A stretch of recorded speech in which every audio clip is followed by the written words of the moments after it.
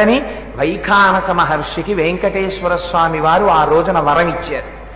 ఇంత కష్టపడి నాకు నువ్వింత సేవ చేశావు కాబట్టి ఇంకా భవిష్యత్తులో తిరుమల క్షేత్రంలో వైష్ణవులలో వైఖానసులు మాత్రమే నాకు అర్చన చేస్తారని చెప్పి వరం ఇచ్చారు.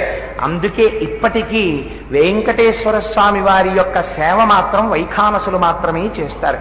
వైఖానసులంటే వైష్ణవుల్లో పిల్లవాడు కడుపులో ఉండగానే వాళ్ళకి పాయసం తినిపిస్తారు. పైకి శంఖచక్రాలు ఏం తప్పం చేయరు. ఆ శంఖచక్రాల్ని ఆ చక్రాన్ని అందులో ముంచి ఆ పాయసం తినిపిస్తారు.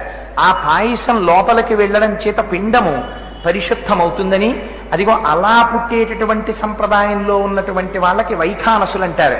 ఆ వైఖానసులే ఆ వికనస మహర్షి యొక్క అనుచారంగా వస్తున్న వాళ్లే ఇప్పటికీ తిరుమలలో వెంకటేశ్వర స్వామి వారి యొక్క సేవాధికములను నిర్వహిస్తూ ఉంటారు.